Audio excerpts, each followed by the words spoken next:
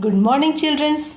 आज हम अपनी नई उमंग की हिंदी बुक में नया क्या पढ़ेंगे, चलिए देखते हैं। आज हम लेसन नंबर 10 पोंगल, ये एक फेस्टिवल है जो तमिलनाडु में बेहद फेमस है।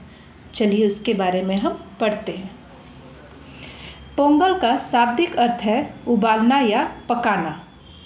यह तमिलनाडु का प्रसिद्ध और सबसे बड़ा त्यौहार है। यह त्यौहार प्रतिवर्ष जनवरी माह में मकर संक्रांति के दिन मनाया जाता है। यह त्यौहार 3 दिनों तक मनाया जाता है। त्यौहार का पहला दिन भोगी पोंगल कहलाता है। इस दिन सभी अपने घरों की साफ सफाई करके सजाते हैं। परिवार के सभी लोग मिलकर पूजा पाठ करते हैं और खुशियाँ मनाते हैं। ये जो पोंगल है इसका शाब्दिक अर्थ होता है कि उबालना या पकाना, जो तमिलनाडु में सबसे फेमस है। और ये फेस्टिवल 3 दिनों तक लगातार मनाया जाता है। पहले दिन जो भोगी पोंगल है उस दिन सभी लोग घर की साफ सफाई करते हैं और सभी लोग मिलकर घर में पूजा पाठ करते हैं।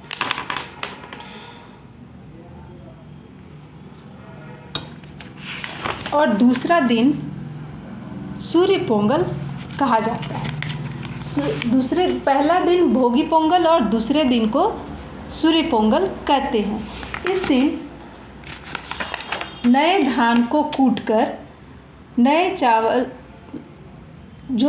नए धान का जो चावल होता है उसे कूटकर दूध और गुड़ के साथ मिट्टी के नए घड़े में पकाया जाता है।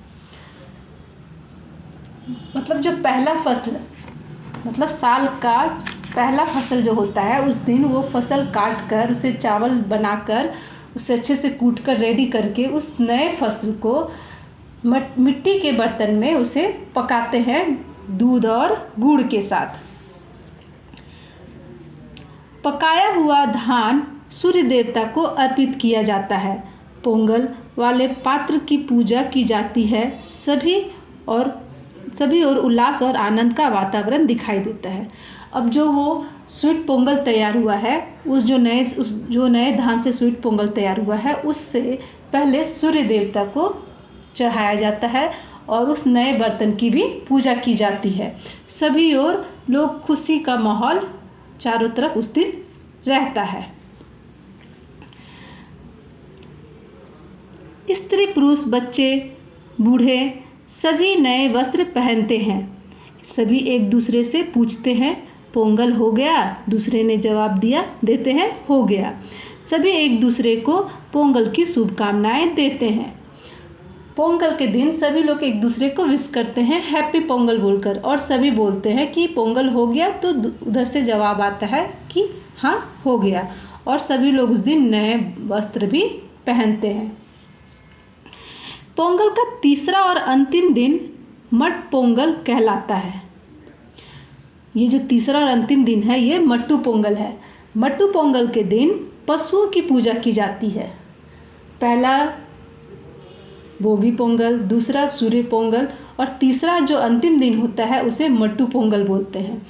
पहले दिन घर की साफ सफाई करते हैं। दूसरे दिन जो नए धान का जो हम चावल उसे दूध और गुड़ में बनाकर सूर्य देवता को चढ़ाकर एक दूसरे को विश करते हैं। और ये तीसरे दिन पशु की पूजा की जाती है, मट्टू पोंगल कहलाता है। गाय बैलों को खूब सजाया जाता है और सूर्य देवता को अर्पित किए गए धान की खीर प्रसाद पशुओं को भी खिलाई जाती है। खीर को लड्डुओं का रूप देकर घर के आंगन में रख दिया जाता है, जिससे पक्षी भी सूर्यदेव के प्रसाद को ग्रहण कर सके।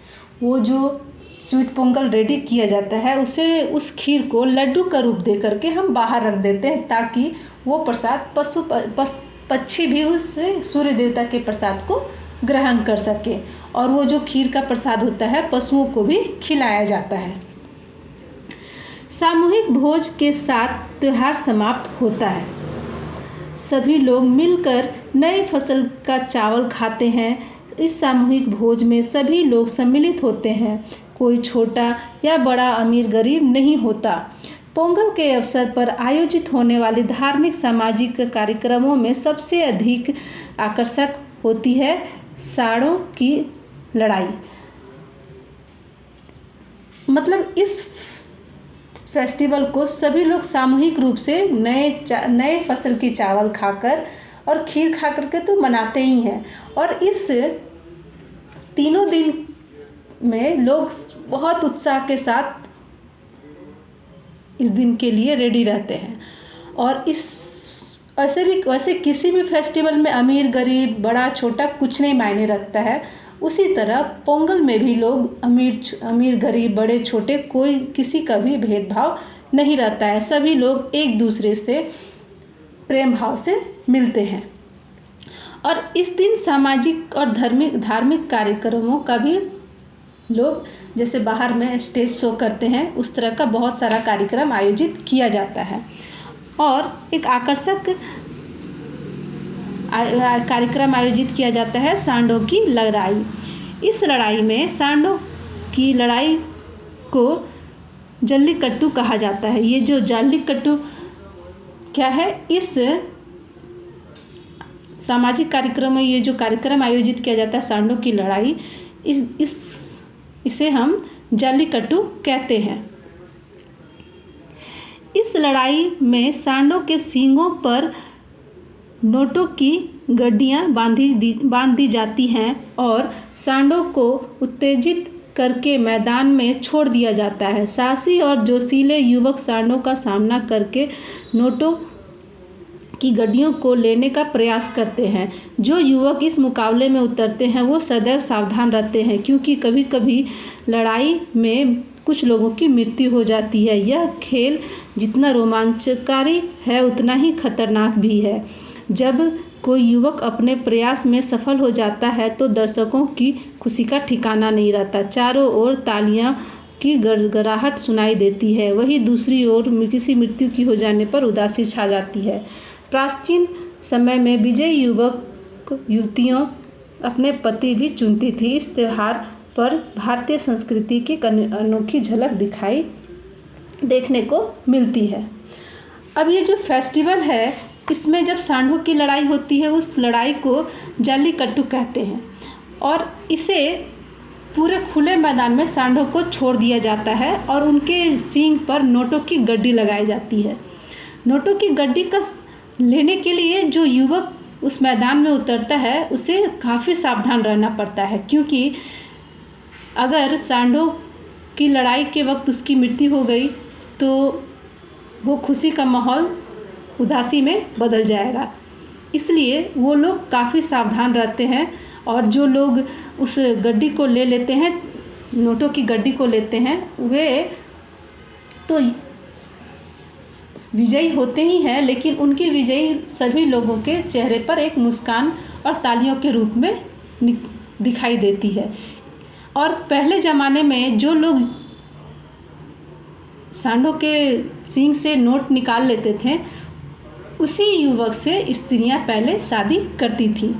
इसलिए ये त्यौहार मनाते समय हमें पुरानी स्मृति भी याद दिलाती है और पुरानी याद हमारे साथ ताज़ा होती है। और ये भारतीय संस्कृति की एक अनोखी झलक है। जो लोग सामाजिक कार्यक्रमों और इसे बहुत सारे फेस्टिवल में बहुत सारे सामूहिक कार्यक्रम आयोजित करते हैं, वो कार्यक्रम लोगों के मन को भी उत्साह भरती है और लोगों को बहुत सारा चीज़ सिखाती कि हमें कितना सतर्क और किस तरह जो लोग जोश से इस खेल में भाग लेते हैं। बहुत जितना ये खेल रोमांचकारी है उतना बहुत खतरनाक भी है। इसलिए लोगों को सावधान रहना चाहिए और अच्छे से इस गेम को खेलना चाहिए। खेलने के साथ साथ चारों तरफ खुशियाँ तो फैलती हैं, लेकिन जब लोग चले जाते हैं उस खेल के वजह से तो चारों तरफ उदासी भी उस फेस्टिवल में छा जाती है। इसलिए आप पोंगल खाकर अपने दोस्तों के साथ वो फेस्टिवल मनाइए और खुशी से सभी को हैप्पी पोंगल कहकर उस चीज़ का ज़्यादा आनंद लीजिए। सभी फेस्टिवल कुछ न कुछ, सभी राज्यों में, सभी देशों में सभी फेस्टिवल का कोई ना कोई महत्व होता है। उसी तरह ये पोंगल भी तमिलनाडु में फेमस है। 3 दिनों के यह कार्यक्रम होता है, 3 दिनों का ये फेस्टिवल होता है जिसमें लोग काफ़ी उत्साह के साथ इसे मनाते हैं और यह भारतीय संस्कृति की अनोखी झलक हमें दिखलाती है।